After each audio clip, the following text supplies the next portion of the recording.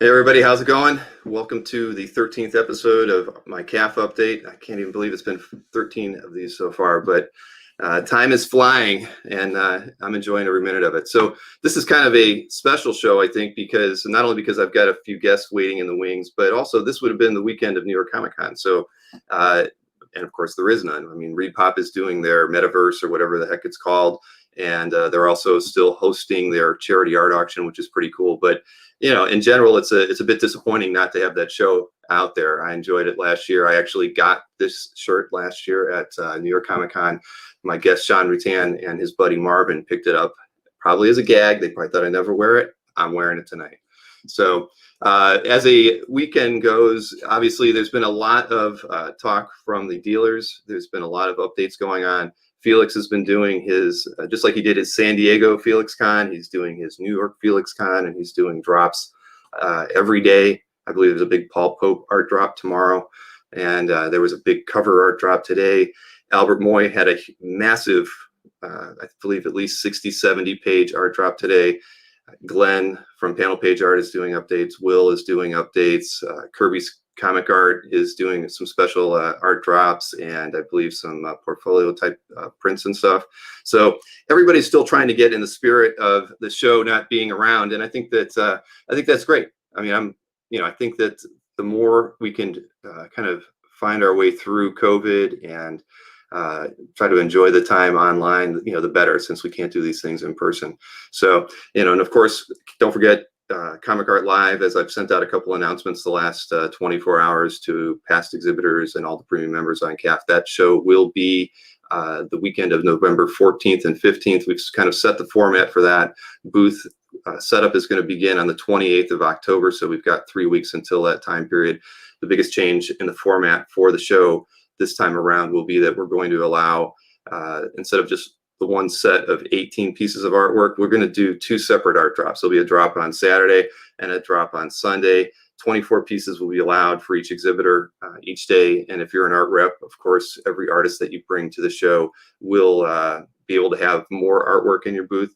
So a little bit more variety, and having the two separate days with the art drops kind of gives people a reason to come back on Sunday. Of course, the people who are going to be there on Saturday and their premium members get the 2-hour early access. So I've instructed exhibitors who are going to be at the show to, of course, drop their best work on Saturday. So if you want to see the best stuff 2 hours before everybody else can get into the show, you're going to need to be a premium member. So that's the only caveat. But other than that, the show, of course, is always free. So it's going to be a lot of fun, and we have a little bit of work to get done in order to make that happen, but we'll be ready by the 28th to have people start setting up their booths.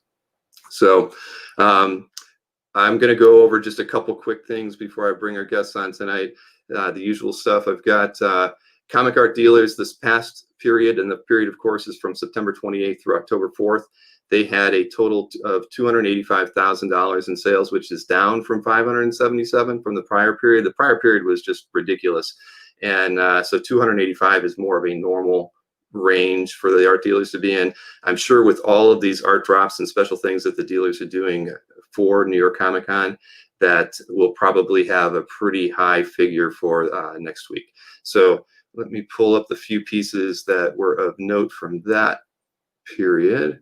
And those are right here. So first up, of course, is this Frank Miller Amazing Spider-Man Annual 15 cover, sold by Panel Page Art for $55,000. Next up, of course, is this Green Lantern unused cover, sold by Ramita Man, and he sold it for an asking price of $38,000 from Neil Adams. This is a Jack Kirby X-Men #2 page, and I thought this was interesting because just some of the notes that were put in there from Stan to Jack. This piece was sold by Albert Moore for $22,000. And this is an Al Milgrom All-Star #68 cover, sold by Panel Page Art for $15,000.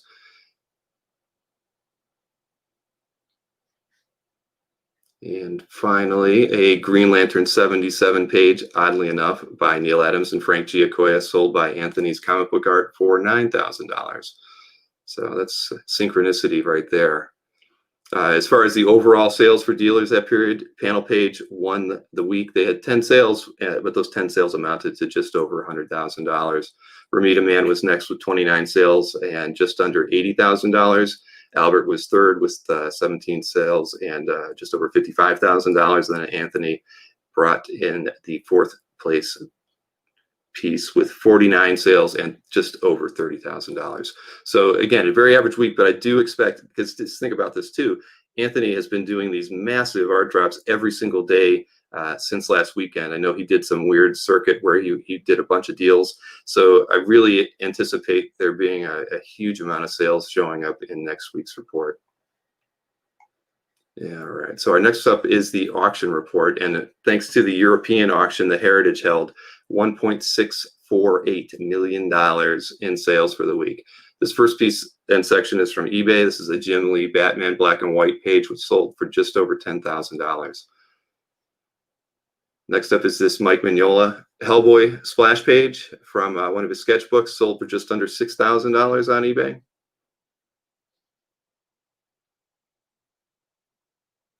And lastly is this Frank Frazetta shock illustration. And I know it doesn't look like much, but the $4,650 price is pretty much straight on. I bet you the gentleman we interviewed for episode 10 of Comic Art Live, Patrick Kohanek, got that because he has several of the originals from that series. These are Heritage results. This is a Frank Cho ballpoint pen illustration, sold for $4,800. And of course, Stan Sakai, sold for $3,240. This is a trade paperback cover. And there's another really nice one in the current Heritage auction, by the way. And finally from Heritage, this is an Alex Ross JSA Kingdom Come page featuring Superman. And it sold for $3,120. Now, these next three pieces are from the European comic and comic art auction. Oddly enough, the highest selling piece was a Charles Schultz Peanut Sundae for $62,500. That's about the going rate for the Sundays now. I mean, several years ago, they were really in high demand and we're selling for a bit more, but that's about average. This is an Alex Raymond Flash Gordon Jungle Jim Sunday strip, and it sold for $42,500. And another Sunday from them also sold for $40 by Alex Raymond over the weekend. And I included this one only because I want to try to pronounce the name. It's Philippe Drouillet. This piece sold for $40,000, and it was a cover as well.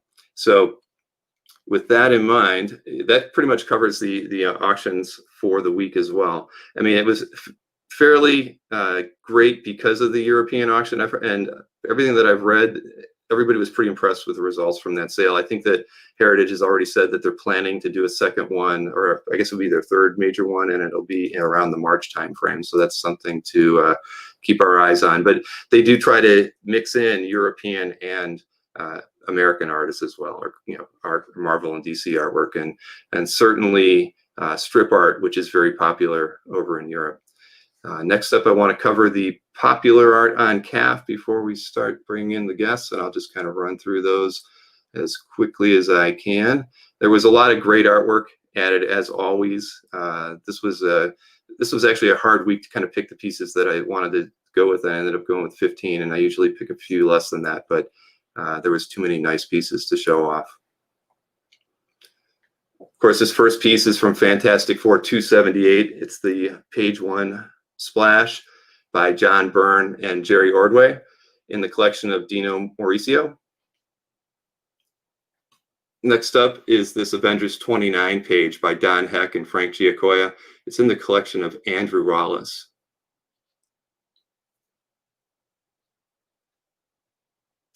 And Tim Bradstreet commissions are pretty rare to get, and I thought this Iron Fist was pretty spectacular. It's in the collection of Ed Walker, and yeah, he just doesn't do them.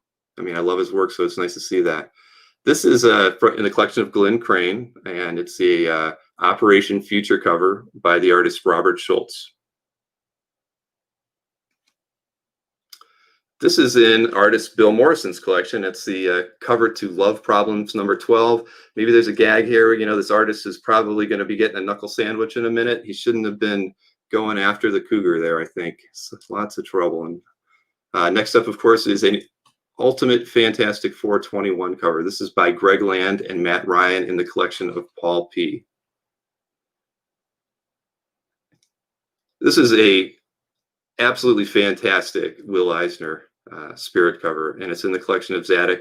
Zadok is just an amazing collection, and when I post the link to this report, you got to check out all of his collection because it's just amazing.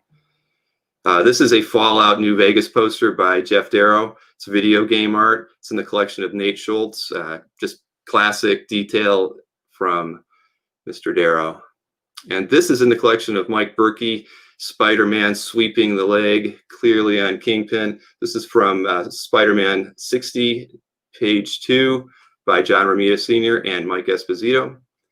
Next up is a Daredevil 289 title page by Kieran Dwyer and Al Williamson in the collection of Kevin C. This one's just absolutely fantastic. I would love to have this in my hand and just check this thing out because it's beautiful. This is a double page splash from The Darkness by Clayton Crane and Jonathan Glampion. Collection of James S., a past guest on this show. And of course, this is a George Perez and Romeo Tangal New Teen Titans page, collection Jordan Joanno. And those little cut corners happen when they print the comic or they copy it. They actually just cut them off the corner. That's how that happens. I know a lot of people wonder about that. This, of course, Nick Bradshaw Spider Ham cover from the man who has more Spider Ham than anybody, Andy Wurst. And this is a Batman commission collection of Nick Bruce, and it's, of course, Steven Segovia. And finally, a drink and draw example by Dan Panosian. They were doing a Mary Jane thing a few weeks back, and Ron Lim picked this up. He picked up a few pieces from that particular drink and draw, which I've actually never watched an episode of, and I really should because I hear they're a blast, and you know they have regular guests like Joe Quesada and whatnot on there, and I've just heard they're a lot of fun. So that's the popular art for this week. I've been checking and adding pieces to my watch list throughout this past week, and I'm pretty excited about the pieces that we're going to get to show, and that should be a pretty good bit of artwork for next week. So without further ado, I'm going to bring in my guests this evening. Both Sean I've known for quite some time. Like I said, Sean bought me this shirt. I've known him. He kind of lives in the area. As it turns out, we are all from Ohio that are on the show this evening. So I'm going to bring in Sean and our other guest, Bill Byers. Welcome to the show, guys. How you doing? Doing good, Bill. How are you? Oh, I'm hanging in there. I can tell you that. It's every week is my Monday through Thursday. This is like the culmination of my busy part of the week because it's like nonstop prep work and writing and kind of show prep work because I've been doing 3 shows a week for the last 3 weeks. Whether a few of them were pre-recorded, but I'll tell you, it's a lot of work. I need an assistant one of these days. There you go, Sean. That's a good job for you. I don't have enough already, bud. Well, I appreciate having us on, man. It's nice. It's definitely my pleasure. And I wanted to. Obviously, we're going to get into both. The angle that you are from art collectors, how long you both have been doing it, and all that. But of course, Sean, you are the comic art specialist from Hakes. So we've been doing different auction recaps and whatnot. And I thought, wow, if I'm going to have Sean on, we're going to be talking about his art and everything. We should talk about Hakes a little bit, just because, Hakes has been a supporter of CAF for a very long time. They've been advertising on the site for a long time, and we've been promoting a lot of their auctions and everything. And so I wanted to do kind of a short recap on the last auction and just kind of talk about Hakes services a little bit. But one thing I did want to tell you, I'm going to show this to you now. I bid on something in the Hakes auction, and I always go after eclectic stuff.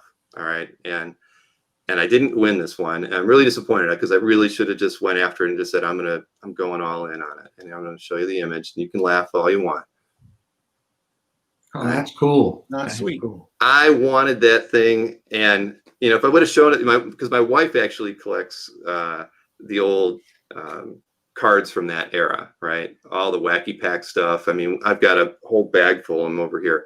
But when I saw that, I was like, damn, man, that is just so cool. And, you're not going to see something like that too often. And I think for me, that's one of the cool things about Hakes. You do bring in a lot of material that you don't normally see on eBay, or you don't normally see on any of the other bigger auction houses. And this piece was one that I just saw, and I'm like, man, I should own that. And see, and just to prove to you that I really do love this stuff. Nice. Yeah, look at that sticker, man. I respect that. Yeah, I mean, Bill and I are on the same page. We both kind of go after esoteric things, not just traditional comic art, but one of my favorite things is the Hulk comic from the Marvel comic sugarless gum promotion they had in like 1978. I love that piece. I love weird stuff like that too. I know Bill's the same way. So, respect. Oh yeah. So I mean, that's just how it goes. Well, you're not going to tell me that you were the winning bidder of that, are you? No. All right, because I would be a little mad if that was the case. No, I'd be saying if I wanted, I would be in the market for it, but no, I would not. Right. We'd have to work something out there. But if the guy backs out, I'm your man. So whatever his bid was, if he backs out, I'll pay. Maybe that guy's watching right now. Just tell him make your case, plead your case. Yeah, that was funny. The other day we were talking about just the market as a is there a bubble, and and the guests I had on there were like, no, there's no bubble. And I gave the example of because I like Bill Willingham Elementals, and it was so funny because I said, yeah, I've been trying to win these pieces over on the other auction house, and these pieces can't be worth more than $200, and I'm putting my bids up to $250, and I'm still getting outbid. I'm like, that's why there's no bubble. There's always somebody else who wants what you want. And It turned out that the guy who was the other bidder, he's like, oh, it's me, Bill, and he's a regular guy. I'm like, son of a gun. Yeah. But it just goes to show you, it's a small world, right? Yeah, that's happened a couple of times to me and Marvin. Like, oh, I didn't know you were bidding, buddy, and we basically bid each other up for no reason. If the other person had tapped out earlier, we both would have got it for a deal. So that's just how it goes sometimes. Exactly. You got to communicate before. If you're going after something, I find that at least tell the people that you're closest with, hey man, I'm going to go after this piece, especially if they like that stuff. Right. That's a little tip I learned, in my travels here. True, but you're more of a Cap guy. He's kind of more of a Spider-Man guy. Yep. I mean, Bill here, we don't have to worry about. He's a DC and a Superman guy. So Correct. That. I choose my friends wisely. I don't have a ton of Captain America competition in my friends list on purpose. There you go. My stuff. You just check out Cap and just say, strike that guy, strike that guy. That's right. Yeah. Oh, you like Cap? Okay, well, I'll talk to you every once in a while, but otherwise, stay away. I hear you. Well, let's just look at some of those auctions from Hakes. So just to kind of talk about them. And again, and I'll tell you one of the interesting. I have to tell you this because this was really interesting, and I never even told this to Kelly. Is that I believe it was in your last auction you had those pieces. They were the monster, the classic monster pieces, painted pieces. Yep. And the Remco art. The Remco art. And the amazing thing about that was those things had to have been really, really rare. I mean, I know they sold well too, but the interesting about that was I would check my Google Analytics. I check it a couple times a week, and I was checking the referrer list, and I was getting all these referrals from these famous monster sites. So forums and things. I'm like, what the heck? Where is this coming from? Because nobody ever comes from these sites.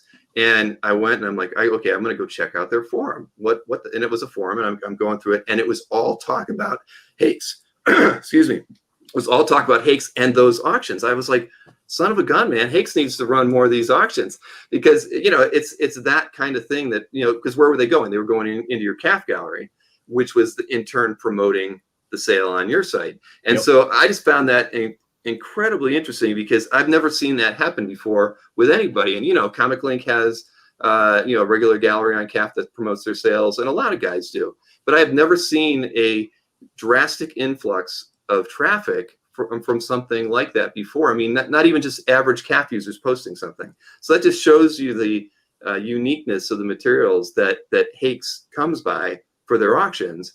And I mean, I find that fascinating. I mean, it's just not, it's not what you normally see. Yeah, I agree with you fully. And that's one of the things that attracted me on a professional level. When we get to my origin story, I kind of talk about how I started with Hakes, but that was as a personal buyer. But later on, as I got to know them on a professional level, one of the things that attracted me, not just because of my own personal habits as a collector, but because of opportunity and cross marketing that you're talking about, I really like the fact that you can have some serious heavy hitters in different niche genres within the hobbies. And you might have somebody that just happens to see a piece of art that he loves. I know this happened with our Mad cover with the Beatles on it, where you get somebody that's unexpected, comes out of left field. They have serious money. They're dropping serious money on other things. They're big time collectors and other, we got guys spending over $100,000 on, pieces of plastic, and they have the money to go after this stuff. The thing is, they don't actively collect it, but they happen to see it. Like, oh, you know what? I'm going to go after that. And what happens then? All they say, you need two people. You get two people that want something in an auction, and you're good to go. And this one person comes out of left field.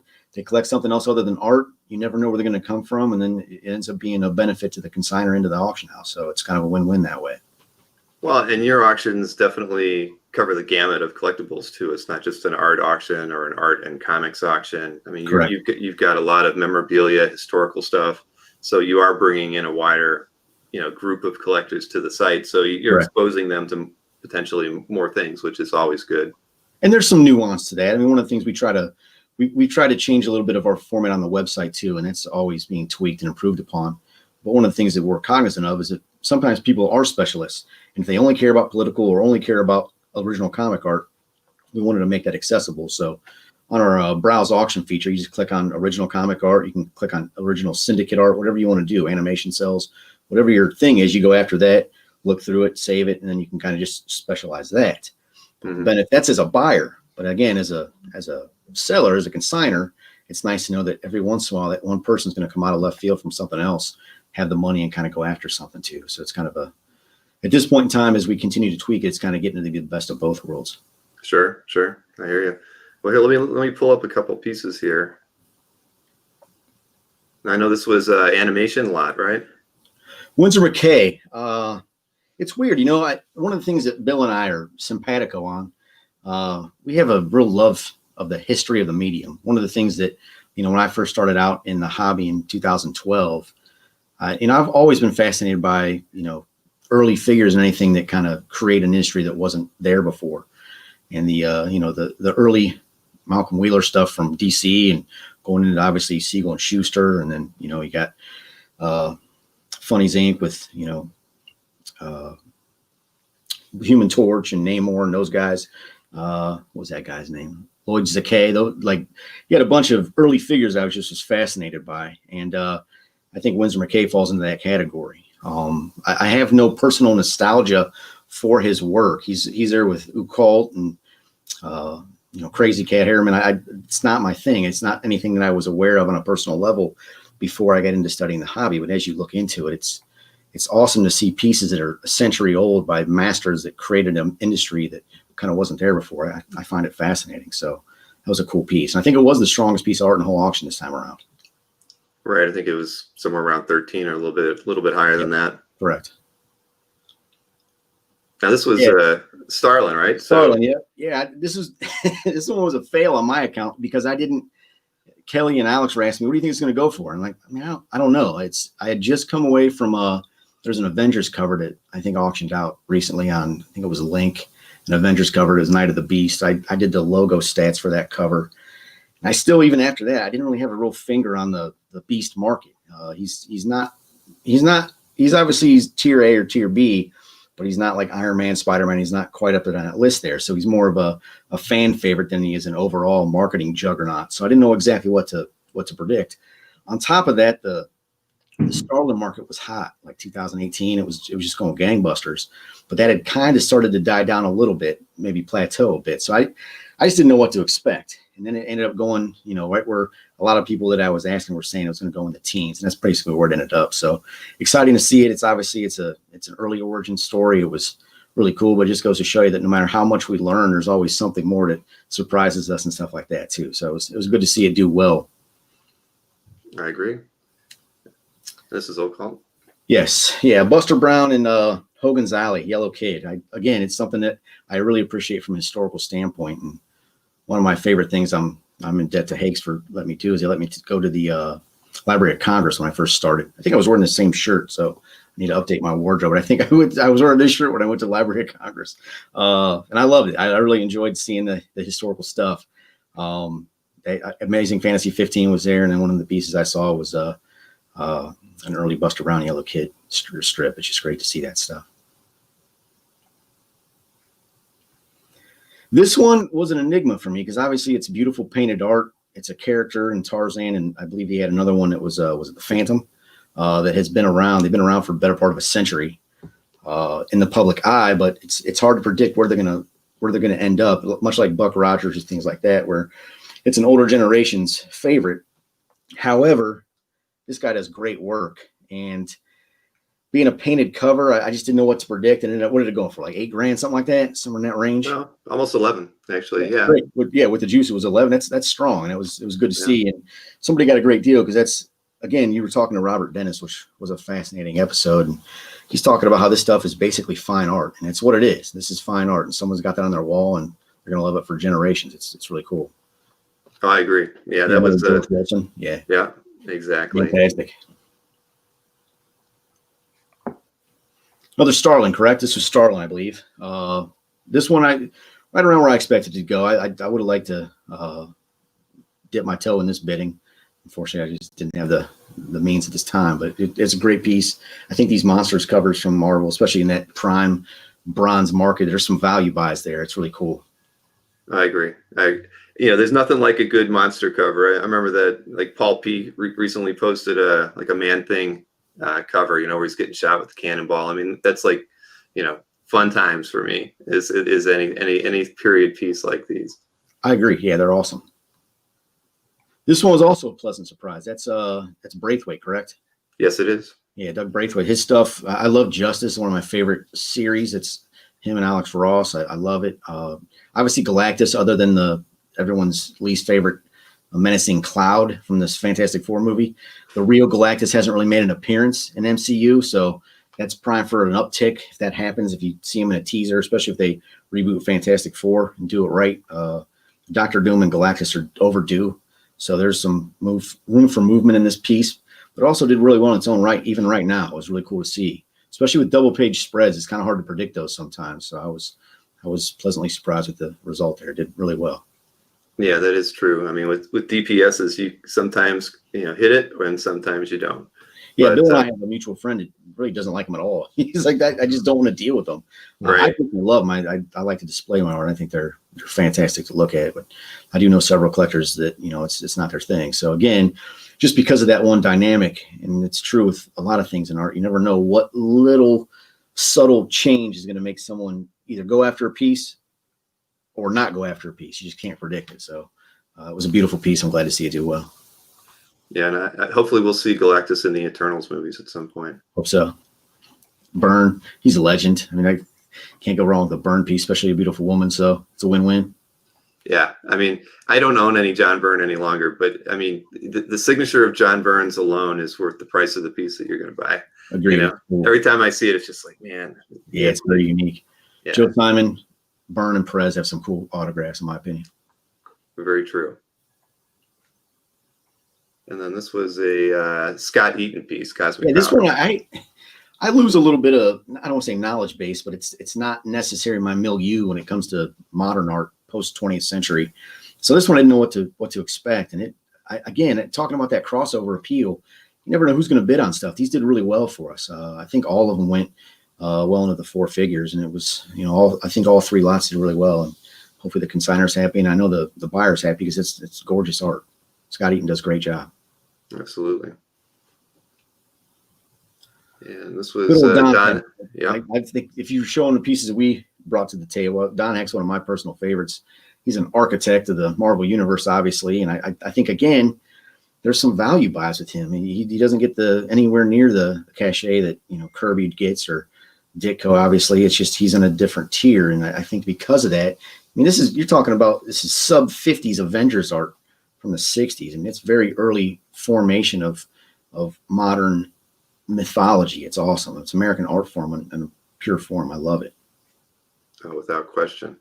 I think these next pieces are from past auctions, but now, the one thing I was surprised by, because I was like, all right, I got to know a little bit about Hakes when I'm going to talk about it. But so Hakes has been around since '67. I wasn't aware that they had been around for so long. And I knew a bit of the history and the ownership and whatnot, but that's impressive. And the fact that they're still changing and evolving, like you were talking about, and changing some of the bid formats and whatever to kind of roll with the times and make them more bidder friendly and probably consignor friendly is pretty cool. But when you and I talked earlier in the week, I mean, Star Wars art, I mean, it is something that you guys feel pretty proud about as far as like past sales and whatnot, right?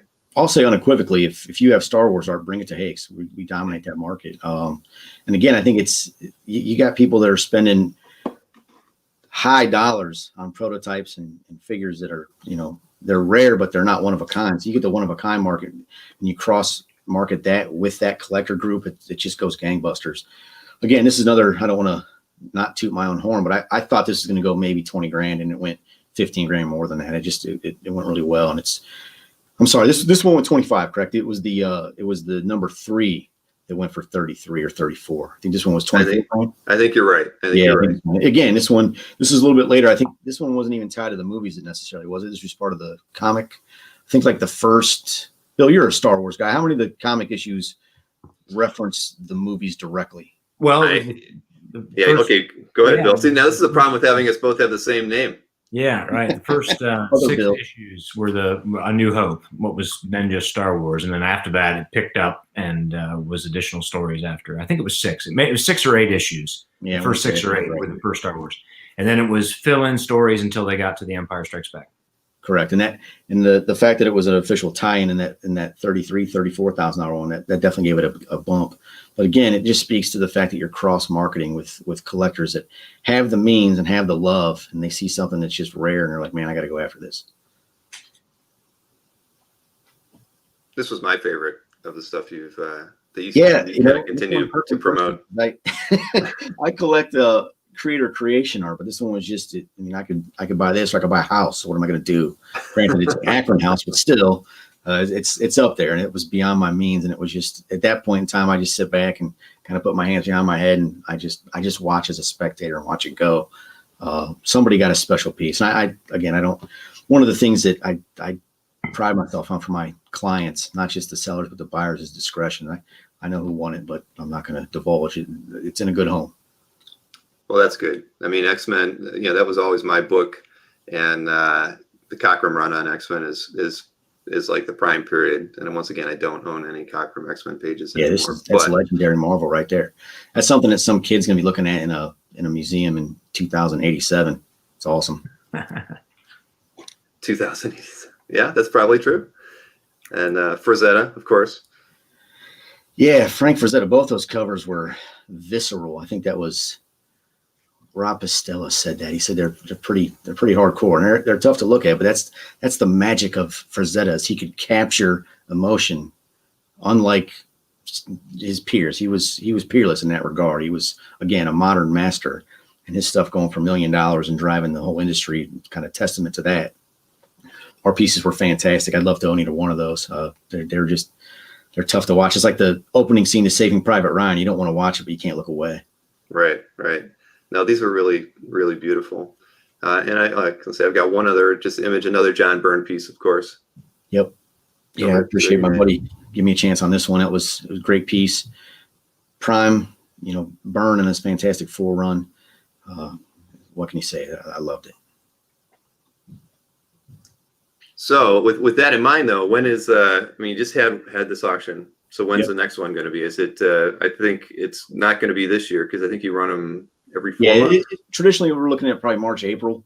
But again, the curveball that is 2020, I hope so. I mean, we're going to make the best plans we can. That's one of the reasons I wanted Bill to be a part of this, because his fantastic collection is going to be part of that starting then. And it's not going to be just in that auction. We'll have to stagger it out. But we'd like to be prepared. We'd like to start, getting the word out there so we can, number one, get our customer base built up, get our stock built up. Because like one of the things in those 10 items that we just went through in the auction there, one of the things that it didn't include was the Dan McCara collection, which was fantastic. I don't know if you're familiar with his work, but he did a lot of custom framing and matting. that kind of enhance the artwork. And, some people, they don't want that. They just want the artwork itself. But other people, they want to display it. It brings a second level to the artwork. And I loved it. And I was watching and bid on several of his pieces and lost every single one of them, but I was going after several of them. And the nice thing about that, and one of the things I'm bringing that up for now, is because we specialize and customize our auctions and make sure that we're not burying our clients. We want to make sure that, like in Bill's case, whatever he brings to the table, we're not going to have 12 different lots that compete with it. It's just going to be his stuff, have the catalog made up. We'll have his stuff on there and give him the best opportunity to succeed. And we do the same thing with our art. We do the same thing with our sports memorabilia, all that stuff. We make sure that it's not buried in a sea of an avalanche of other products. So that's something that, when Bill and I are kind of hashing out the collection, how we're going to build it, that's something I take some pride in too. And hopefully it worked out for Dan as well, because obviously he didn't get my money because he got more from somebody else. So hopefully they appreciate that too. Very cool. Well, and I'm sure I'll be posting a lot of consignment updates and looking for consignments in the near future for Hakes. I know Kelly and I kind of email a few times a week with different stuff. So I think anything I can do to help promote any of your upcoming sales, I'm here. Sure, I appreciate that, man. No problem. All right, well, so let's get into the fun stuff too. Let's talk a little bit about how you got started collecting original art, Sean. And I'm sorry, Bill, you've been sitting there patiently. Bill, just sit there and watch me. I'm having a great time just listening. It's great. No, I guess if we're taking it chronologically, Bill would win. He's been doing it longer than me. I've got the hoarder/collector gene, depending on who you ask. And I've had it since I was a little kid. I can't get rid of it.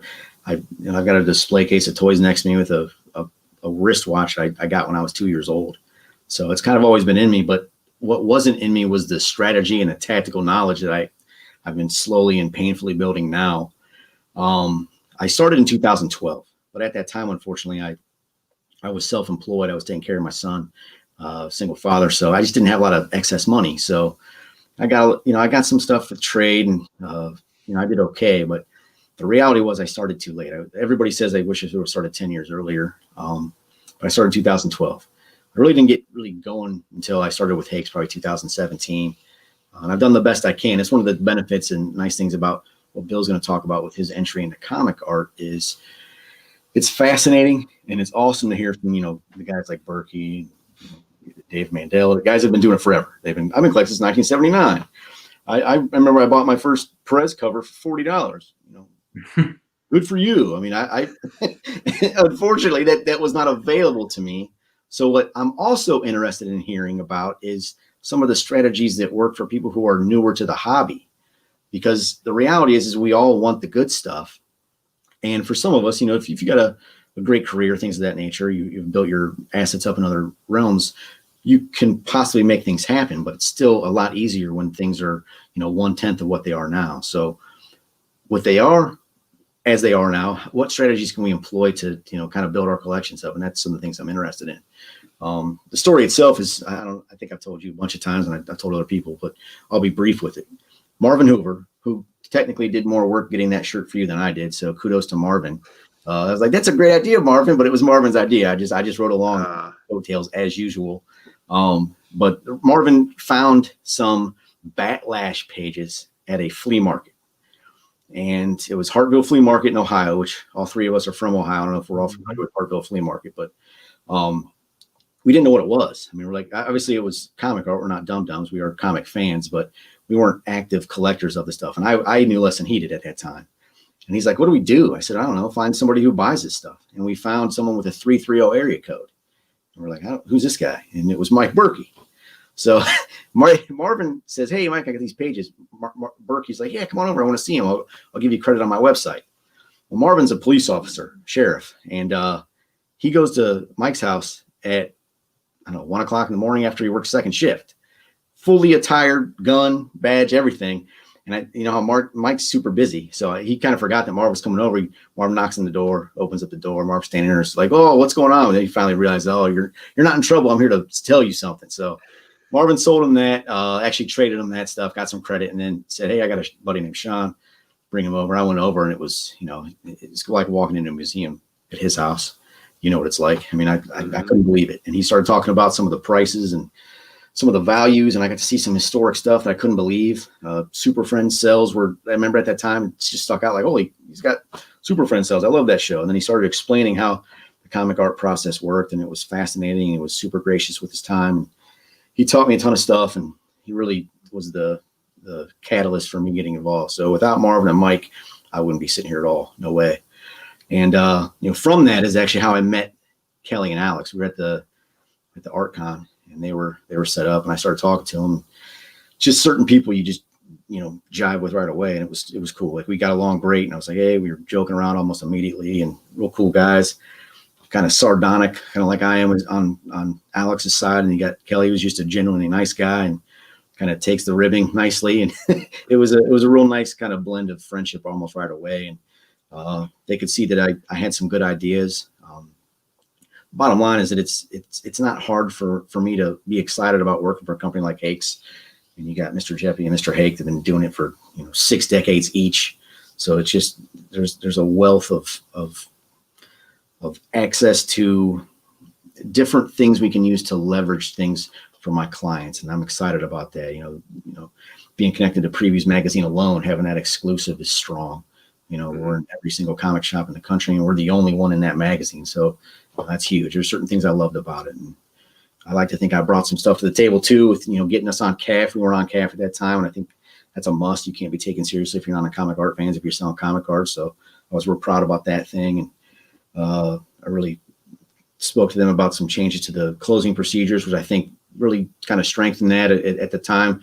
People didn't love it. If you've been a long-term user, you were used to it. But if you were new, which was what I was encountering, you weren't comfortable with the old format. So we changed it now to where there's a 20-minute reboot every time someone makes a bid on each individual product. And the sellers love it, because what's happening is, as people are falling off certain things, other things are still open after that 20-minute window. So they say, oh, you know what, I can't bid on this Daredevil piece. I'm going to go after Punisher now. And they jump onto something else that's still open because of that nature. So the sellers love it. It maximizes their exposure. But what I find is that some of the buyers aren't as crazy about it, because they just want it over what they want to win. They want to know they won.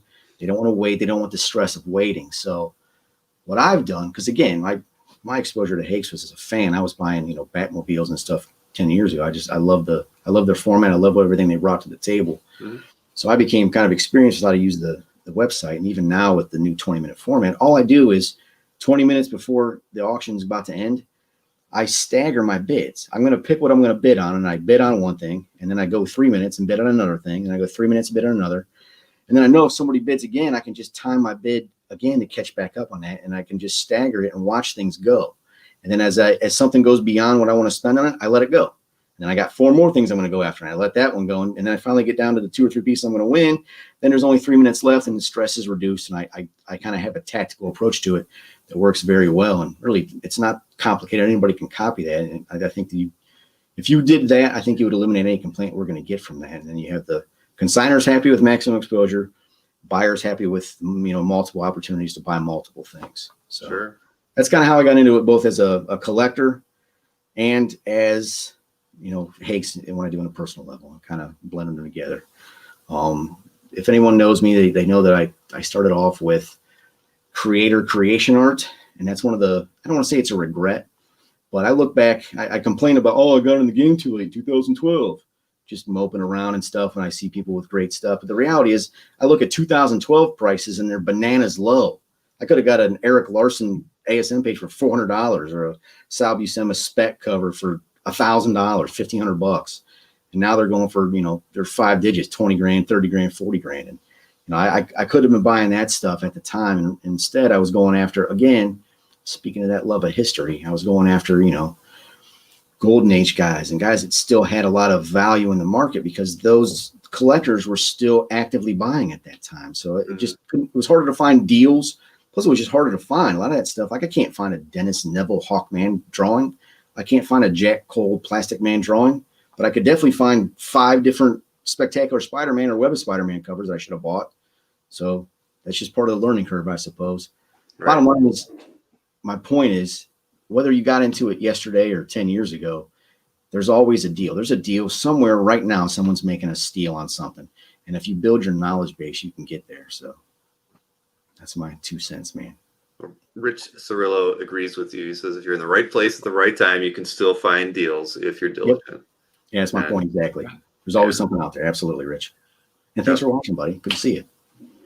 Yeah, no, Rich watches a lot of these, but that's totally true. And the thing is, I know a lot of collectors kind of keep their trades, their secrets on, what they're, how they dig artwork up, whether they're going through Craigslist or other classifieds.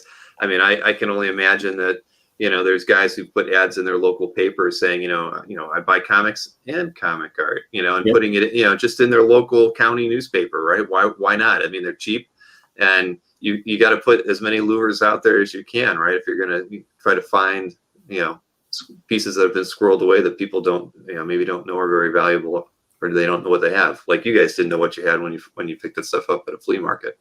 Correct. Yeah. Speaking of sweet T-shirts, I got Bill Thade gave me a tip. He says, when I go to anything that's a public gathering that's not fine attire, I'm wearing a shirt that says I buy comics. He's a comic guy, but works the same way for toys or for comic art. I buy comic art.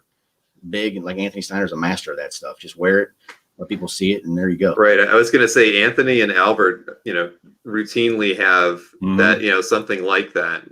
Albert with his Got Art T-shirts, and Anthony's always got something. He's got an angle all the time. And I don't want to keep Bill sitting too long, but I figure let's at least Bill, look at. You're a good spectator, buddy. Look at those 5 pieces that you selected, and then it's all Bill all the time. That's after right. this. Shut up. Everyone's excited now. I'll shut up. So yeah, show mine first. That's what I'm saying. We're gonna show your pieces, and then we're moving on to Bill, and you're out of here. I'm completely done. I got you. All right. So what I did, and people are going to see quite briefly here that Bill's a specialist, and I am primarily a Captain America guy. So I wanted to match specialist for specialist, and I'm going to lose this battle. As much as I love Captain America, I've yet to find a truly monumental, like historically important piece. However, because he's my favorite character, I've gone the emotional nostalgic route, which is the other most popular way to collect art, it seems. It's either value or nostalgia. So me, I love the nostalgia of this. This is Captain America 260, which is the cat behind bars by Al Milgrom. He wrote it. The artwork on the interior is inked by Milgrom, but it's actually inked by Milgrom and McLaughlin, depending on the page. But this is Kupperberg pencils. And this piece is special to me in this regard because if you look at the panel with the guy with the glasses, that's supposed to be Clark Kent. That's a little Easter egg. That's Clark Kent. Earlier in the book, Jimmy Olsen's in it. So essentially, there's a little bit of hidden crossover there. I love this book. It reminds me of my grandfather. It's my most read comic in my collection. I've read it 10,000 times since I'm 3 years old. I just love it. That's a lot of reading. Yeah, man, it's pretty beat up, but I still have it. This is one of the things that I wanted to bring up. I love the relationships I've built in this hobby. This one came from Kareem. Whether it's Kareem, Mike, Aaron, Fish, Paul, Khalil, Riz, Steve, Pete, James, obviously Marv, Mike. That's been the key to my success, not just as a collector, but as building friendships and stuff. It's awesome to have people that are like-minded. And I got this from my buddy Kareem. I really appreciate him making it available. Mark Bagley was like the last of the 20th century artists that I just loved. I thought his style was super clean, storytelling very easy to read, dynamic. I loved it. So I was excited to have an artist who's known for Spider-Man and Thunderbolts and have a Captain America example as my favorite character. That's a beautiful page. This one was tough to find. Appreciate yet another Bill for making this possible. It came out of a collection in West Virginia, and I wanted a Kirby example of his creation. I've got a couple of Simons, but I didn't have a great Kirby that was a bust of his most famous creation and best creation, obviously Captain America, greatest character of all time. And I wanted a nice bust shot drawn by his creator, and this one's inked by Giacoya. So Bill makes fun of me. I don't really go after art that doesn't have Captain America. You gotta have the shield. That's right, buddy. It's got to have the shield. So it had the bust and it has the shield, so it's a win-win by his creator. No, I love that panel. Just with his mugshot. I mean, that's just classic Kirby. Correct. Kirby. I wanted an example like that. I was really thrilled to find it.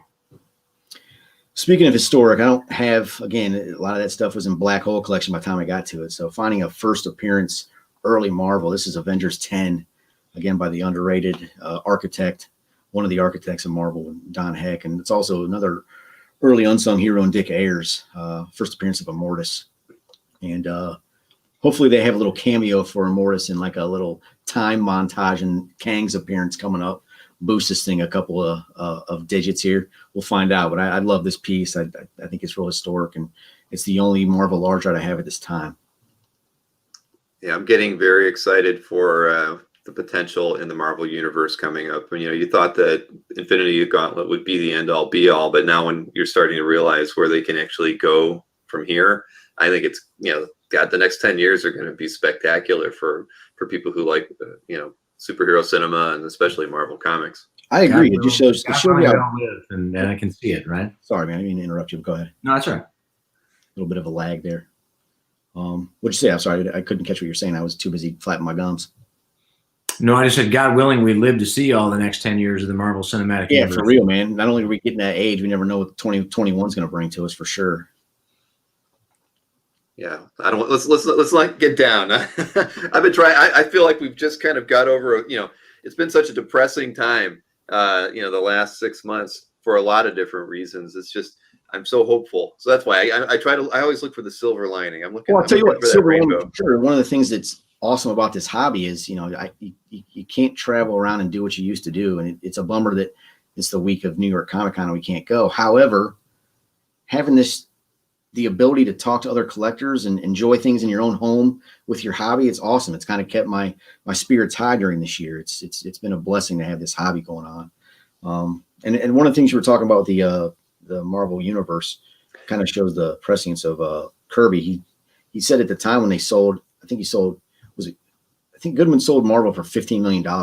And at the time, Kirby's like, Ant-Man's worth $15 million. And people just kind of scoffed, but he was absolutely right. These are IP gold mines, and it's just going to keep paying off. And the nice thing, from an investment standpoint, if that's your take on art, if you're not just going from the pure love of the art form, but if you do have it, treating it as an investment, this stuff, the fact that new eyes are continuing to see this into future generations bodes well for us. Because again, one of the things I noticed from Hakes is like, Hopalong Cassidy stuff, as much as beloved as that is for my father's generation, it's fading away because the IP is died. It's not being updated. Well, these movies are now being shown to, kids who are 5, 6 years old.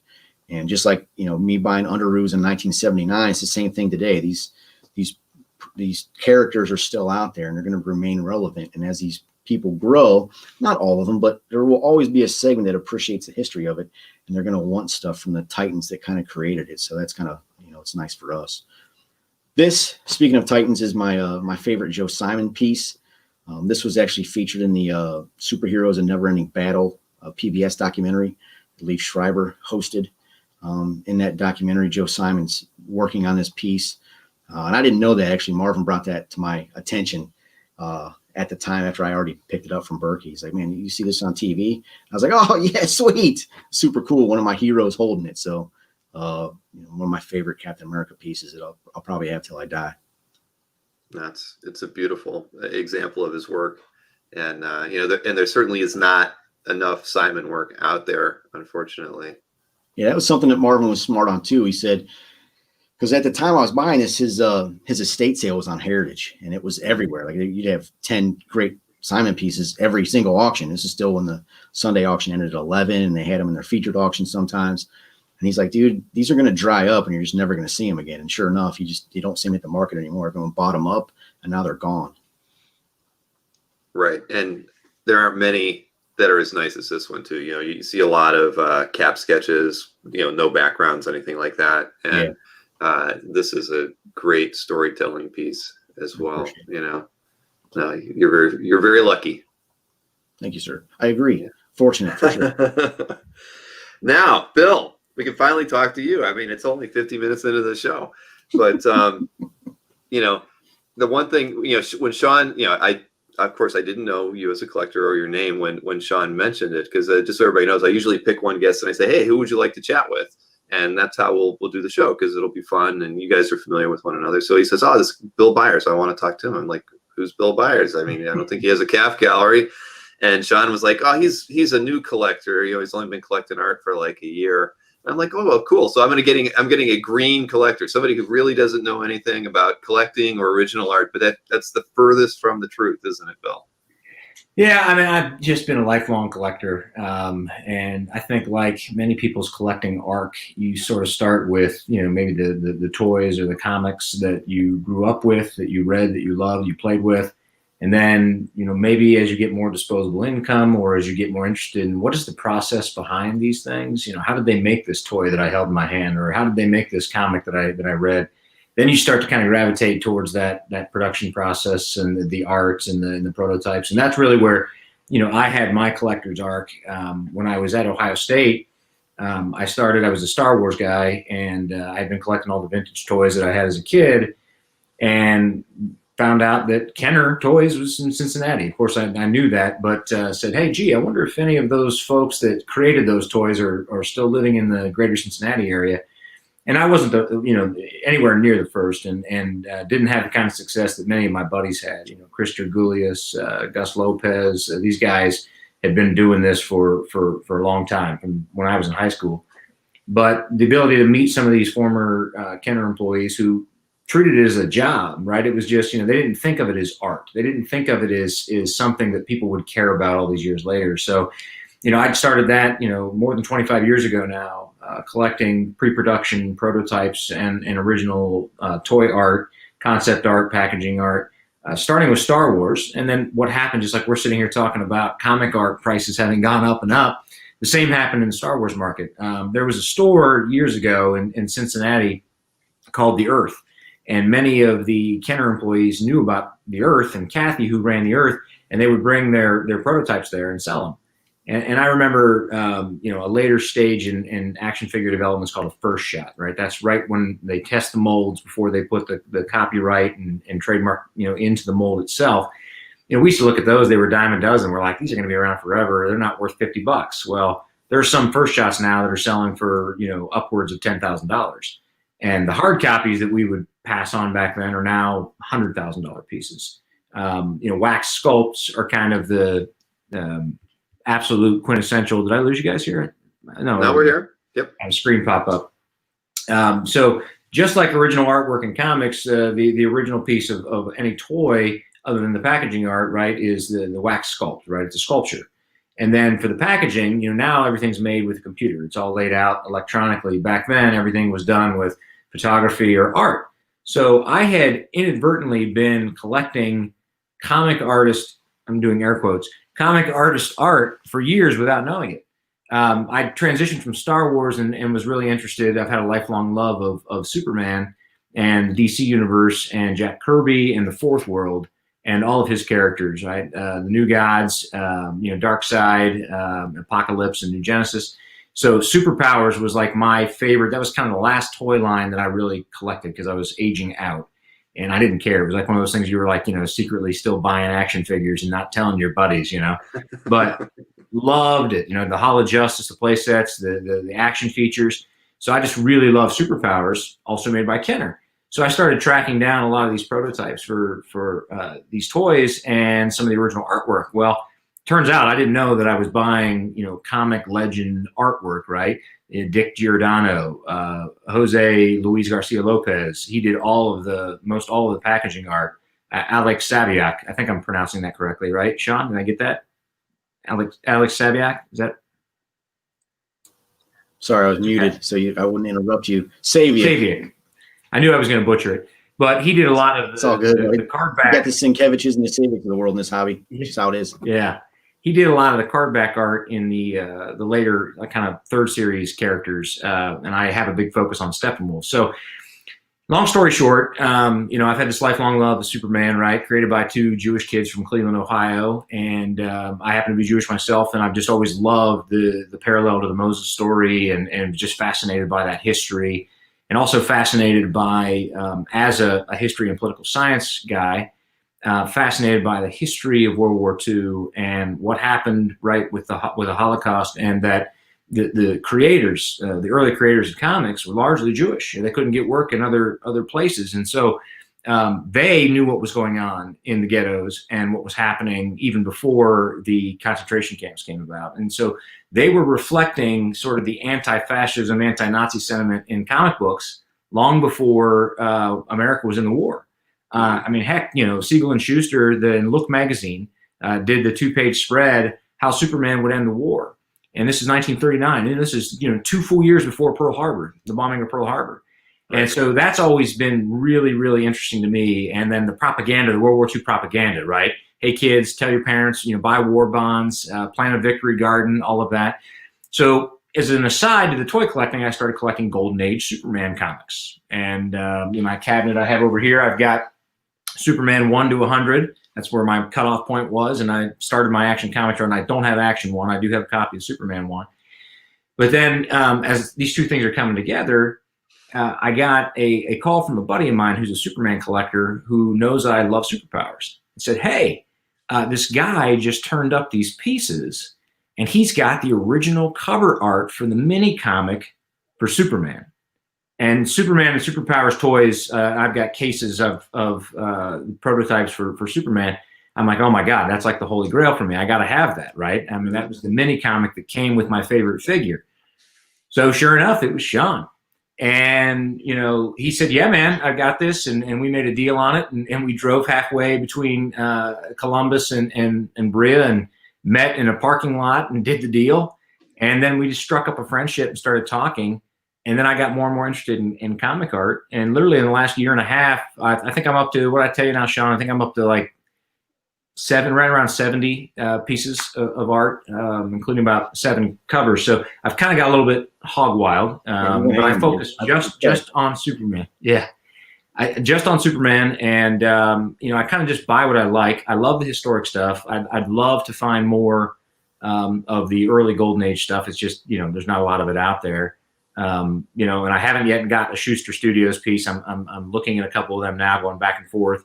I did just pick up one Golden Age piece, but I've really just sort of made it a goal that I'm going to look at some of the famous artists that drew Superman and kind of try to get an example of each of them, whether in the form of a cover or a splash page or a page that I just really like that has a panel that strikes me. So that's kind of how I got into original comic art collecting. I was collecting it before I knew I was collecting it, and then I met Sean and have started to make great relationships. And just like in the toy prototype collecting world, it's the same thing in the comic art world. There's a lot of great people.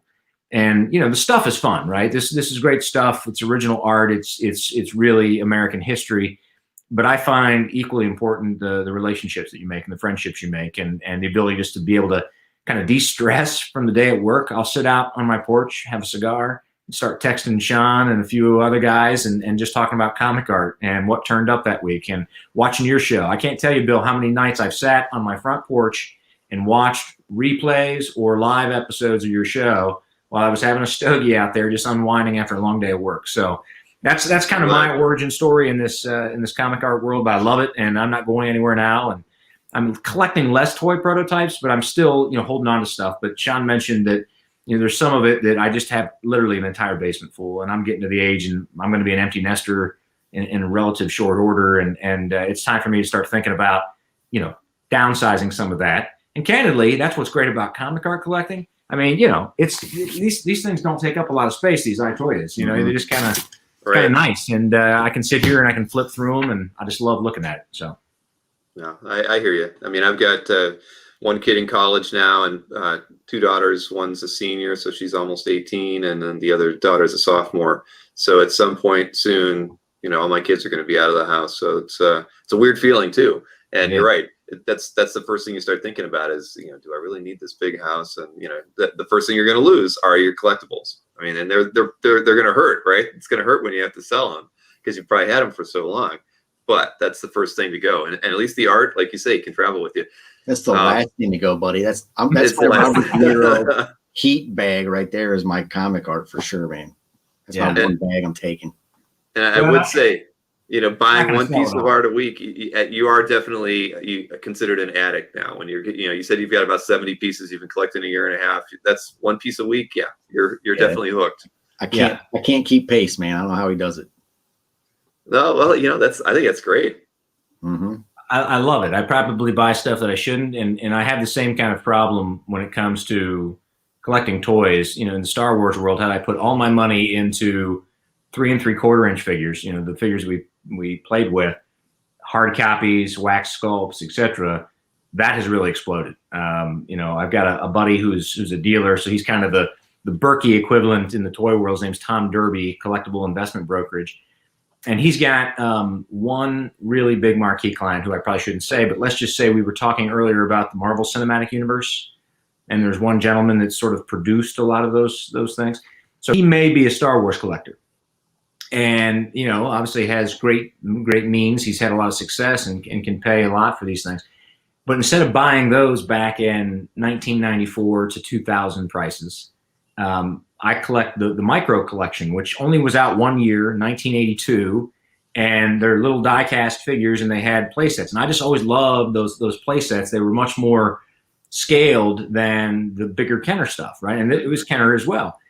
But they obviously didn't do well. They only lasted a year, and so there were a lot of pieces that were in production that never got produced.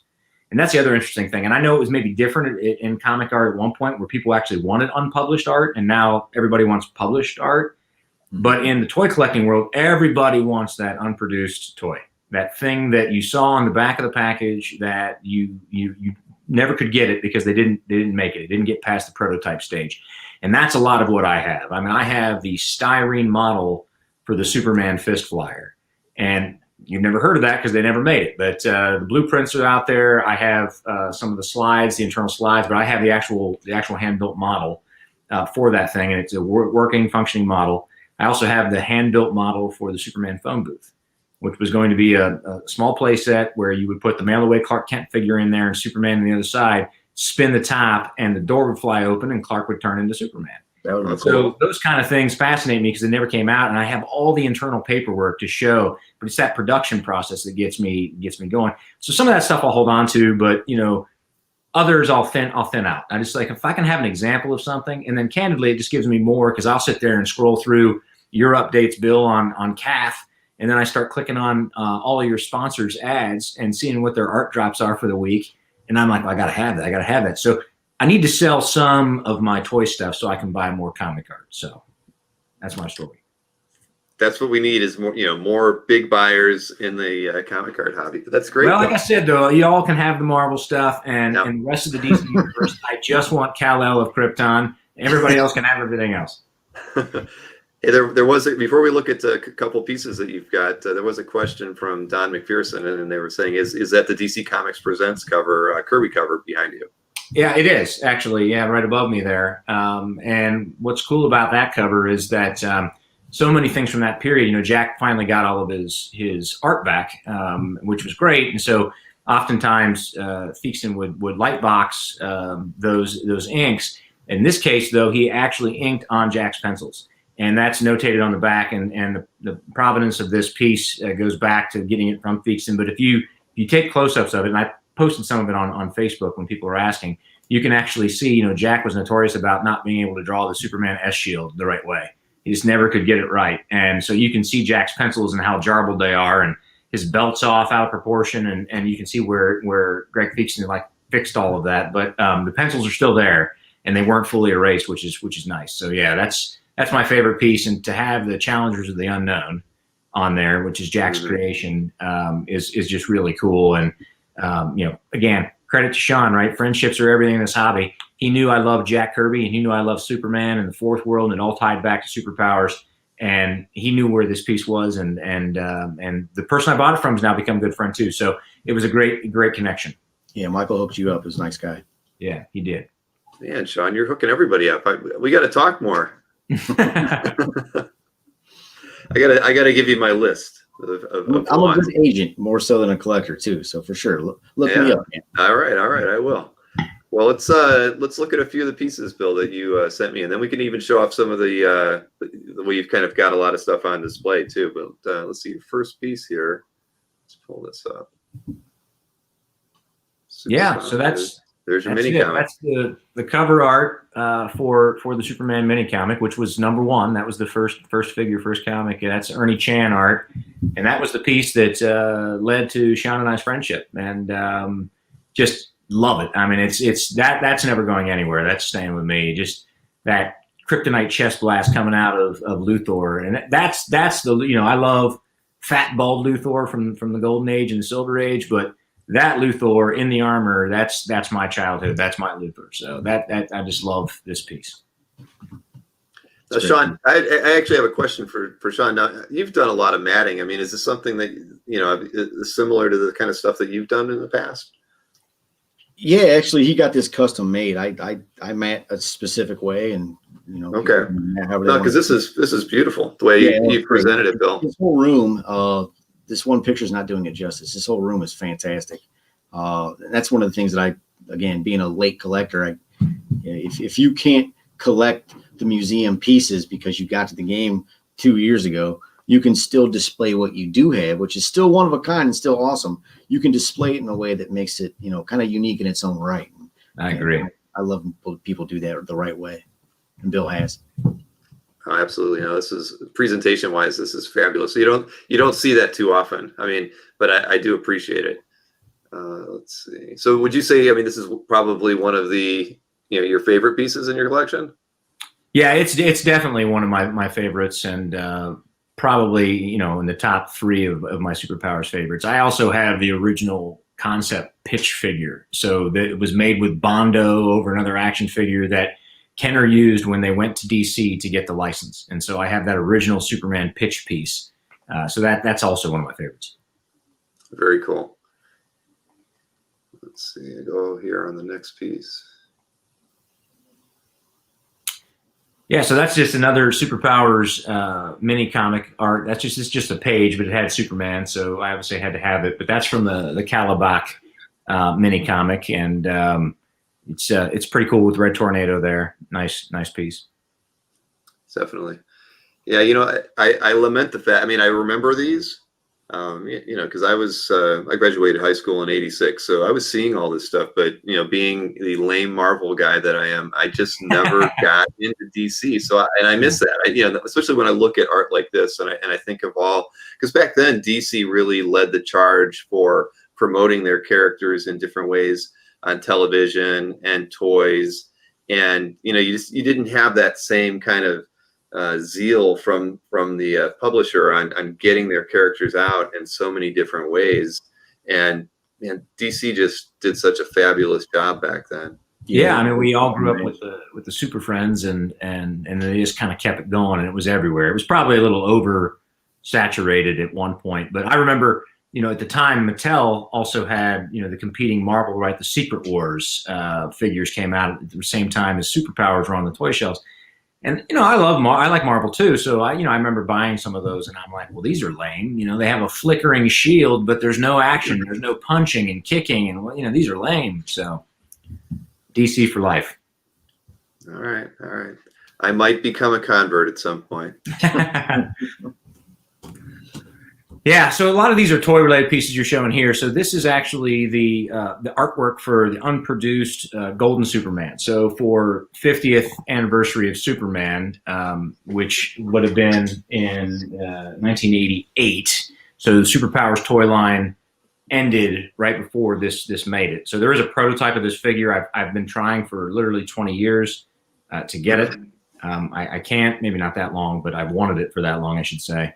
But I've made several concerted offers on it and haven't been successful. A friend of mine has been very helpful in trying to get that. But this is the card back layout and artwork of what would have been the Golden Edition Superman for his 50th anniversary.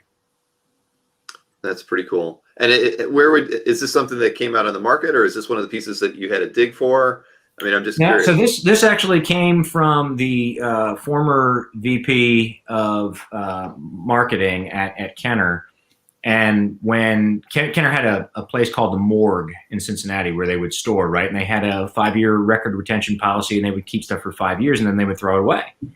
And not everything, but they would get rid of large sums of things. And they just told this gentleman, hey, if you want any of this stuff, just take it. And he went and got a truck and loaded it up. And I think in all likelihood, his kids probably got through college and graduate school with a lot of the money. But even then, he was selling it for lower prices. And I still talk to him. He's a former Kenner employee. I stay in touch with him, and he's like, man, I should have held this stuff and sold it more. I'm like, Tom, there would have been no market without you. I mean, he was literally one of the only places that any of the photo art or any of the proof cards for Star Wars, Kenner Star Wars stuff came from. So there wouldn't be a market if it wasn't out there. Mm-hmm. Well, those stories are just great, though. I mean, because you do think about it, you wonder if he hadn't have gone in and gotten that stuff, it could have all been thrown away. Yeah.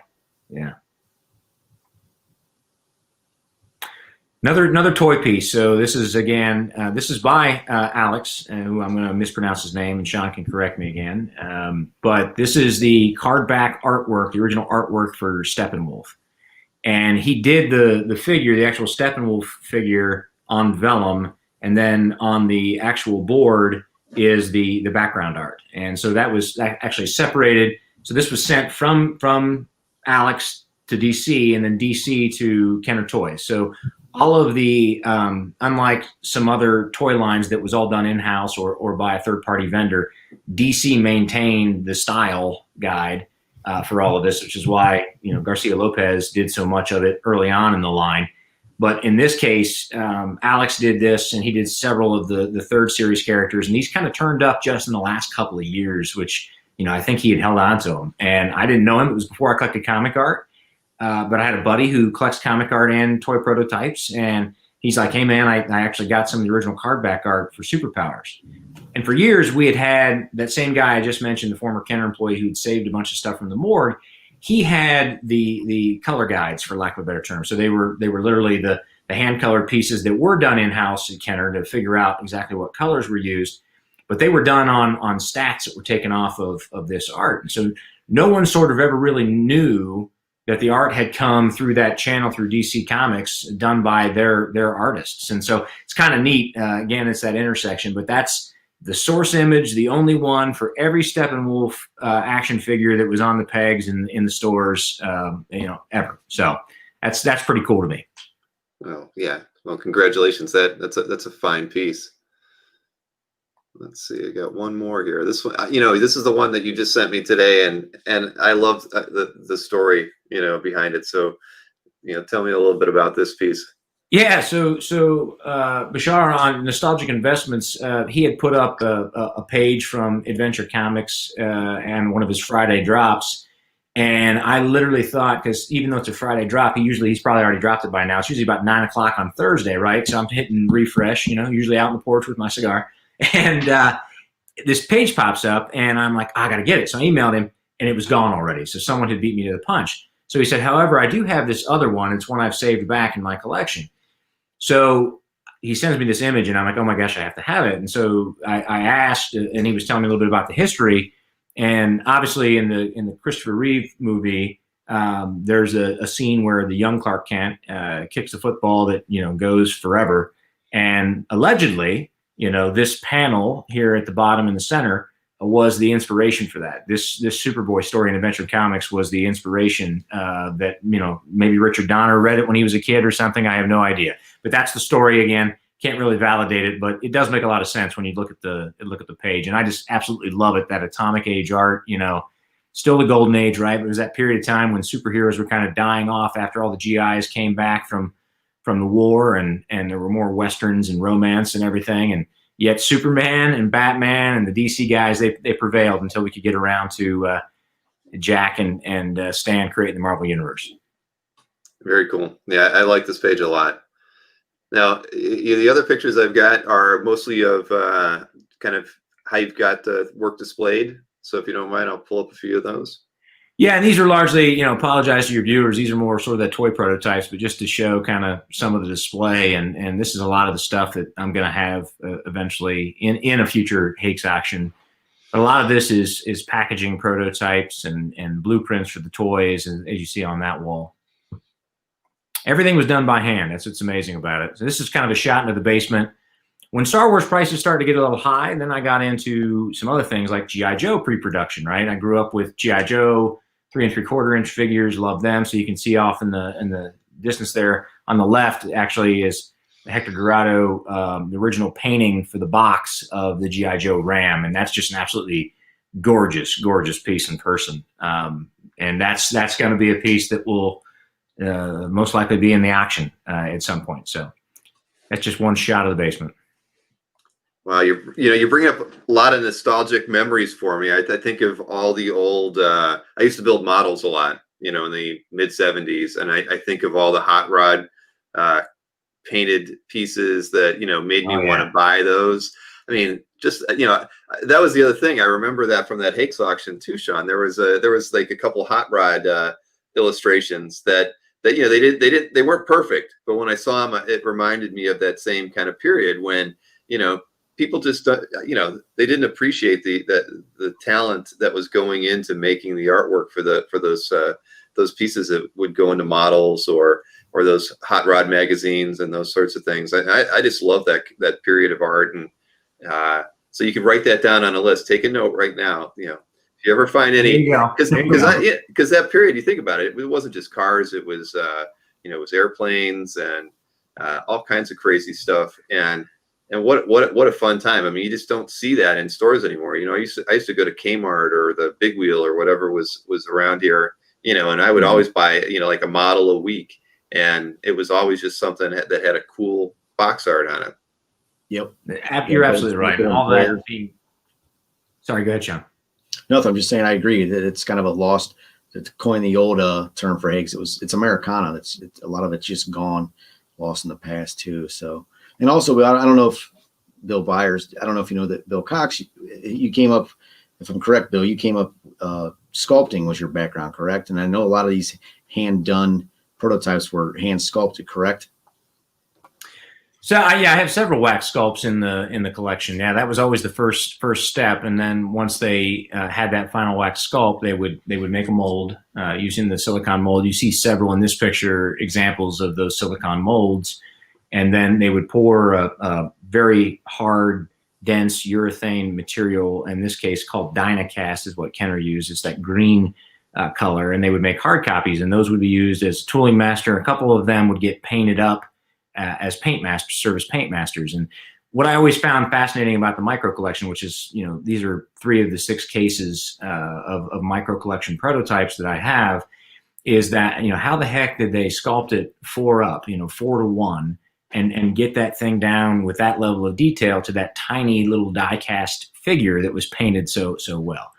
And the reality is what they would do is they would make these 4 up tooling masters, and then they would make a negative impression, and then a rotoscope machine would trace that negative impression and then cut down the metal 1-to-1 mold, almost, kind of 2 arms, if you think about it, working together, and cut it down, but preserve the detail. So by sculpting them 4 to 1, they were able to get the proportionality right and keep the detail as they reduce the toy down to that 1-to-1 of micro size. And I've always find that so fascinating that's why I collect it. And these 4-ups, these prototypes, they're just huge. And they're like huge, giant sculptures of your favorite characters from Star Wars. So I've always just gravitated towards this part of the toy line.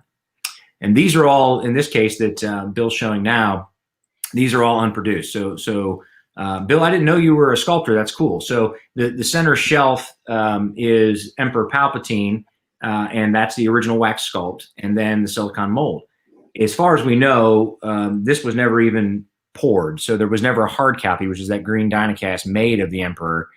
We never have found one that turned up.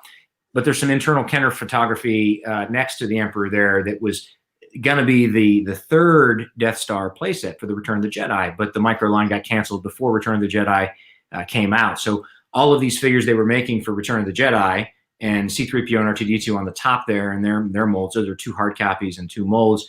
Those were for the unproduced Jabba's Dungeon playset. So all the stuff in this case are all unproduced figures, which again, to me, it's like, oh man, if I just could have had that back to chamber, if they just would have made that back to chamber toy, I would have spent hours with that, putting Luke in that little tank, right? But didn't quite get there. So I have to collect the prototypes years later and pay lots more for them. No, I definitely understand the passion there. And yeah, I can't tell you how many hours I played with my Guns of Navarone playset, back in the mid 70s, right? I mean, with my Army men, that thing got abused, taken out to the sandbox. I mean, I had infantrymen storming that thing from all different angles and, creating, my own stories. So it was, those were fun times. I could see Were you Amigo guy, Bill? Did you have only a little, I bought a few, but yeah, I was just more, I don't know. I was more into the building, which probably ends up why I ended up being a sculptor. I loved doing models. I loved different. Do you remember those old those sets where you could build like skyscrapers, where it was kind of the pegs, and then you had the little pieces that you stuck on to make them into different buildings. Mm-hmm. I would do that, and I hate to say it, I actually cut up my comic books, and I would make, because I didn't have all the toys and everything that I would have loved to have had. I was lucky when I got a few like a Spider-Man figure one year for Christmas, but I would cut the figures out of the comic books and just have battles around the city and ripping the pieces off of the sculpted buildings. Awesome. and then knocking it over, and yeah. So I can't imagine how much money I threw away by doing that, but that is exactly what I did. But I saved them. I'd cut them all out and I have them in a box. Now, this is getting a little too personal. I should probably stop right there. but that's the kind of stuff that when you had to your imagination. That's why these play sets and the things that you're talking about are so special, because you're right. I mean, if they would have just made that set, you would have played with it for hours, and that was a great thing about those toys in that time. And, again, it's funny. It all comes back to the artists and the creators that were putting those models together, and they were doing the box art. And those are the things that really, sucked you in and as a kid, and made you want to buy them. And you remember them fondly to this day because of them.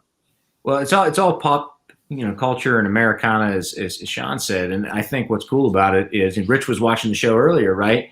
Neil Adams does these auctions all the time online. He's been doing it. I think you talked about it in your last show, Bill, to keep Continuity Studios going. Well, every once in a while when they dig in the vault, they'll find something special. And I think Rich has benefited from that. Others have. That there's toy art that pops up.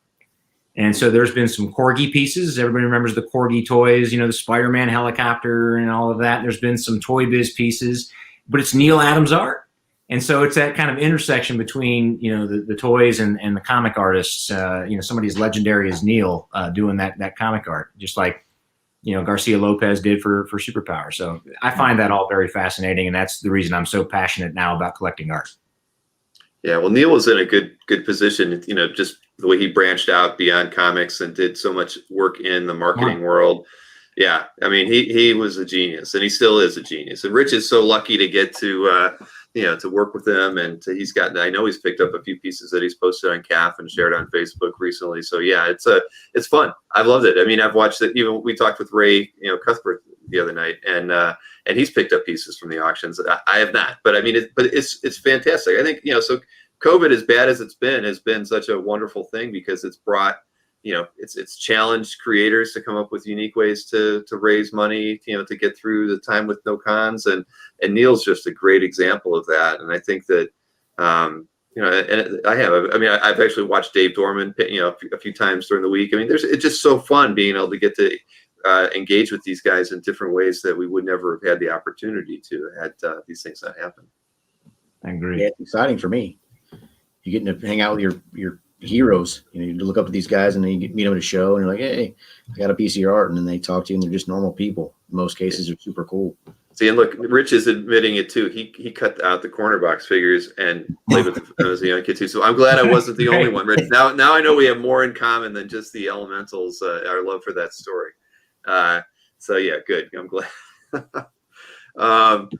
So, guys, this is, I think this has been great. And Bill, I can't wait to see what you're getting. Now that I know you're buying a piece a week, and you've got your CAF gallery up and running, I expect to at least see an update once a month or something around that. That I promise I will. And I got to slow down a little bit, because there's a couple of pieces, and I said this earlier, but just a plug for CAF, being a newbie, what a resource that is. And as I started to put up my gallery for the first time, within a matter of days, and I said, you can post your want list. And I said, I love Jack Kirby and I love Superman, and I love those two things together. And I was offered a splash page and was able to pick it up. I got to send the check, so I won't say. I don't want anybody coming in and taking it from under me. I'm kidding.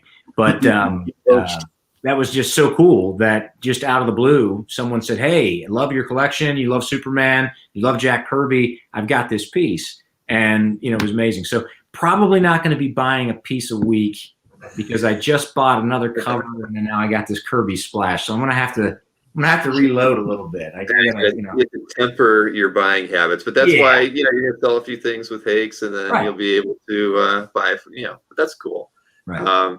No. Well, that's like when we were chatting earlier. That's one of the beauties of calf that I never really get to hear too much. The stories about how it gets used in those ways, and that people. I always hear about the connections and things, but I always forget. That as collectors, you will reach out and offer pieces to people when you think that it might, it's in your want list or whatnot.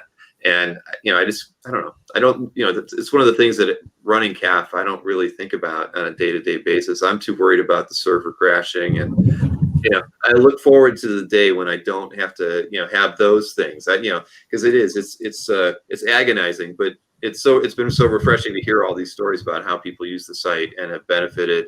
And at the end of the day, you know what? You're going to probably end up doing that for somebody else one day. You're going to be on there checking out their calf gallery. You're going to be like, I know where this is, or I've got it. I mean, you might, and work something out. Mm-hmm. I apologize. I don't know if you can hear that. It sounds like WWF upstairs with the kids. Hopefully it's not ruining the audio. No, not at all. Yeah. No, it's been a great time, man. I appreciate you having us on. One thing, did you send him a picture of your Ordway cover? Because quite frankly, when you get to the point where you have to sell something out of necessity, I'm going to try and swoop that because I think it's awesome. Yeah. No, I did, but obviously time limited. Yeah, but that was a great. Keep me in mind. And also, you're talking about calf. Anybody finds a Captain America hostess piece of art that they want to sell, hostess ad 70s, early 80s. I've been looking for one of those forever. So keep me in mind for that too, guys. A little shameless plug for myself. I hope I can find one that's available. Those are really hard to come by, from what I've seen. Yeah. But, there weren't that many. But that's, Bill, do you want to throw anything out there? Any special want list items other than Kirby Superman? Or is that itch is scratched now? So now it's on to something else. Yeah, well, but literally any Superman Kirby page that pops up, I will buy. I mean, literally, I can't have enough of those, right? So, I've got this cover, but anything that's got Superman's Jack Kirby, I would in all likelihood buy it. But I think my goals now for 2021, and hopefully we can get together. I look forward to meeting you in person, Bill, and hanging out at a show, real art show. I'm really going to try and make a concerted effort to go back and get a even if it's unpublished, a Schuster studio piece, and then something by Al Plastino and Wayne Boring, and I really want that Sakella Superboy was cool, but I want to get like all of the early kind of Schuster studio guys, like get a published piece from each of them. That's kind of my 2021 goal. And some people don't like large art. I love large art, man. I think it is the greatest thing. I love the modern format, but that large art, just the way that they laid it out, and even the letters are big, I just salivate over it. So that's why I got to sell this stuff in the Hakes basement to pay for it, but then I need some wall space to create a new display down there for my golden age large art that I'm planning to buy next year. Very cool. There's the plot. We it was discussed that we might try to talk to the Billy Ireland Museum and set up something there, because there are so many collectors in the Columbus area. And and with Berkey and Sean and I and Marvin, and there's a lot of guys in the Cleveland area as well. I don't see why I'll reach out to them and just see what's possible. Do some kind of a Saturday night event, and maybe work. They could close it off to us or just something. I mean, there has to. I can't imagine why they wouldn't. And no, I think they would. I think they're looking for ways to leverage that asset. And funny little kind of cute connection. My little brother is 2 years younger than me. When he was at undergrad at Ohio State, he was the curator intern at. It wasn't even named the Ireland then, but it was the Cartoon Research Library. Mm-hmm. So he literally got paid to go through and catalog and look at all that original Steve Canyon artwork. And, they've got everything in there, like the flicker rings and the old giveaway premiums and all of that going all the way back. So he picked up, again, names, going to get butchered, but Sergio, how do you say his last name? Aragones. Yeah. Aragones. He picked Sergio up at the airport for something at the Cartoon Research Library. He was in college. So kind of a neat connection. But yeah, that was his job. That's how he got paid and paid for his tuition, was working at the Cartoon Research Library. Sweet. Pretty good gig. Yeah, I wouldn't mind that. You can get Jeff Smith to come out and make an appearance too. That'd be kind of cool. I've never Yeah, maybe if this lawyer thing doesn't work out for me, I can be an intern at Berkey's house, and he just let me paint it. John had that job. He's the intern over there. No. Now tomorrow, I don't have time. I barely have time to wake up in the morning and do my other stuff. It's crazy. Yeah. Well, he could use an intern of some kind over there because it's always, it's a mess. I took a lot of pictures the last time I was there. I was like, one of these days, Berkey, we're just going to do a show about, how disorganized you are, and he was like, yeah, okay, I'm up for that. So I did. I walked around and I took photos of. I mean, he's just got piles of art. He buys pretty much something in every heritage auction and that sort of thing. So he's got bags and bags that he hasn't seen for years, and they're all just laying around because he just goes after the stuff that he is immediate and he wants to sell, and a lot of it just sits around. Yeah, I tell him if his house burns down, it'll ruin the whole damn market. Like. He's got so much stuff. It's crazy. He and his brother had their hands full for sure. They don't stop hustling with that for sure. No, I don't know how they do it, but it's but yeah, that would be an event too. Would be to Berkey throws a few parties a year, so maybe we should get you an invite whenever he does the next one, and see if you can't come up and check out his collection.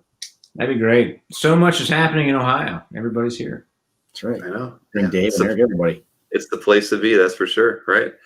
All right. Well, listen, guys, it's been a lot of fun, and I don't want to keep you guys up any longer, but I totally appreciate the time you both took tonight. I mean, this has been a lot, for me, it's been really enjoyable. I hope it was, fun for you guys as well. Sure. Likewise. Absolutely. Yeah. Sorry it took so long to get you to you, Bill, but you were definitely. I was enjoying it, man. I'm like a fanboy. I just needed some popcorn. I should have thought ahead.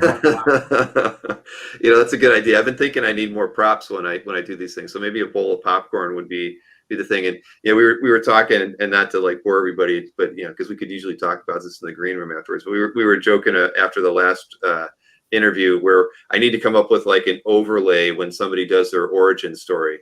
Like I just focus on Sean, and I drop in a thing, and pull up the origin story logo and see. Look at that! Look at, we wouldn't have seen all this art around Sean if we wouldn't have pulled back to him.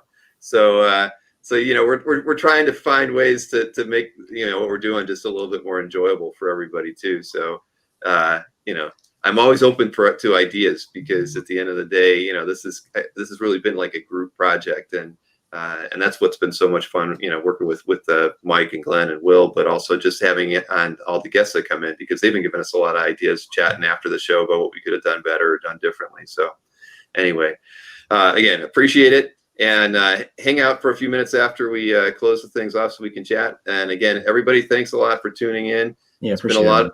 It's been a lot of fun. And I actually have to play an outtake. My wife told me, she's like, you got to play something when you're leaving, because every good place does it. And I'm like, oh, dang it, got it. So here we go. Here it is.